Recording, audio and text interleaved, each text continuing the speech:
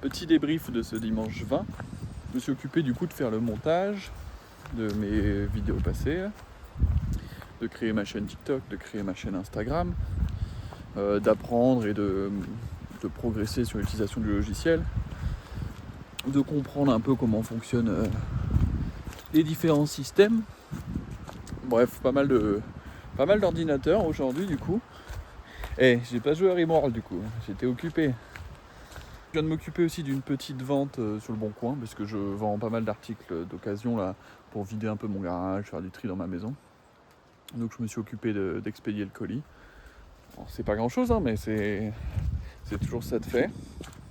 Quand je vends des articles sur le Bon Coin, au moment où j'ai un acheteur, au moment où je valide l'achat et que je prépare la commande, j'ai l'impression que c'est pas bien ce que je vends en fait, parce que c'est jamais assez bien, alors que le prix est justifié.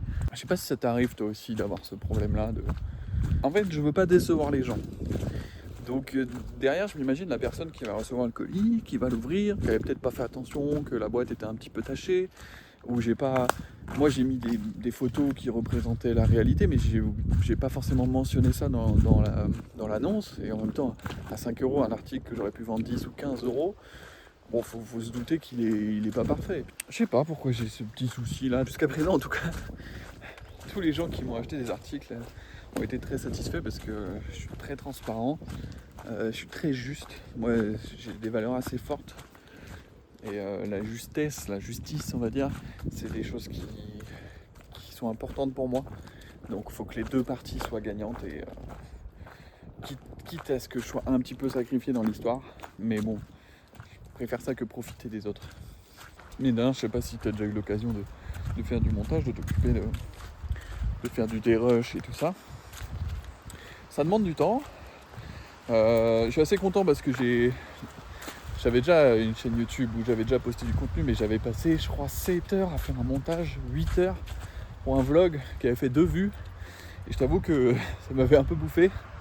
Alors là, j'ai mis moins de travail, j'ai mis moins de temps. Il y a pas de plan, il n'y a pas de réflexion, c'est du brut, c'est comme ça, de l'authentique. Je suis là, je marche, je te parle.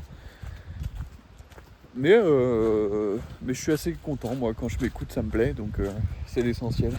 Ça, je voulais te parler aussi d'un jeu, de savoir si tu connaissais un peu, ou si tu y jouais, ou si tu avais déjà entendu parler de ce jeu-là, c'est League of Legends. Je pense que c'est un jeu relativement connu et je pense que ça peut te parler. Je remets en contexte. J'ai joué pendant à peu près 7 ans. J'y ai consacré énormément de temps. C'était mon jeu principal. C'est-à-dire que si j'avais du temps libre, c'était League of Legends. Clairement, au début, c'était du plaisir. Au bout d'un moment, c'était une addiction. Et quand j'ai décidé d'arrêter, j'ai dû mettre 1 an et demi peut-être à arrêter. Ça a été dur. À désinstaller, réinstaller, tout ça. À la fin, j'ai supprimé mes comptes. J'en avais plusieurs. Comme tout bon joueur de League of Legends, je pense que la plupart des gens ont des smurfs. Moi, c'était pas parce que j'étais toxique et que je me faisais bannir. Au contraire, j'étais quelqu'un de très encourageant, très à l'écoute, on va dire. C'est une période de ma vie où j'ai quand même passé beaucoup de temps à essayer de comprendre les gens, à discuter avec eux, malgré qu'ils t'insultent et tout. À vouloir les rajouter après les parties pour essayer d'échanger avec eux sur Discord et tout, enfin bref. Et du coup, j'ai arrêté ce jeu depuis quelques temps. J'ai toujours envie d'y jouer de temps en temps, ça m'arrive.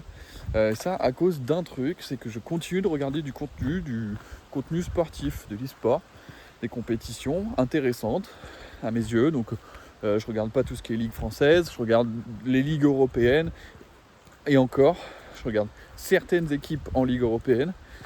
Et tout ce qui va être tournois internationaux. Et j'en parle parce qu'aujourd'hui j'ai regardé un tournoi qui a pas tant que ça d'importance, et en plus il y a un truc pas logique, c'est-à-dire que moi je suis les équipes européennes et j'aime regarder du beau League of Legends, je prends plaisir à voir du beau jeu d'équipe, et c'est pour ça que j'ai envie d'y jouer, alors que le jeu en réel pour la plupart des gens c'est pas du tout ce qu'on observe au milieu compétitif.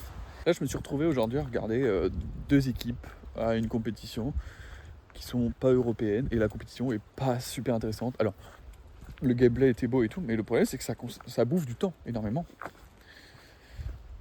Et j'ai pas envie de consacrer autant de temps à consommer du contenu pour un jeu auquel je ne joue plus en fait. Donc voilà, j'en parle. Bon, je sais pas si tu vas pouvoir m'aider, mais en même temps, tout ça je le fais pour moi, c'est un peu mon journal de bord, donc je me confie sur mes soucis ou les trucs qui me dérangent dans mon quotidien et un peu le bilan de ma journée. Donc pour l'instant ça reste du contenu très brut, pas forcément travaillé, authentique et tout. Mais je pense avec le temps pouvoir proposer des contenus d'expérience, de partage de mon vécu, de ma vision du monde, de mon analyse.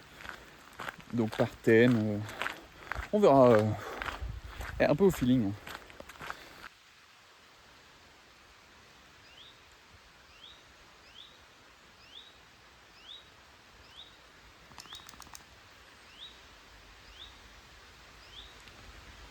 Poppy, par ici. Il y a la route là-bas, on va éviter. Surtout je suis pas concentré là, je suis avec mon téléphone, je suis pas en train de surveiller mon chien, donc faut pas être con.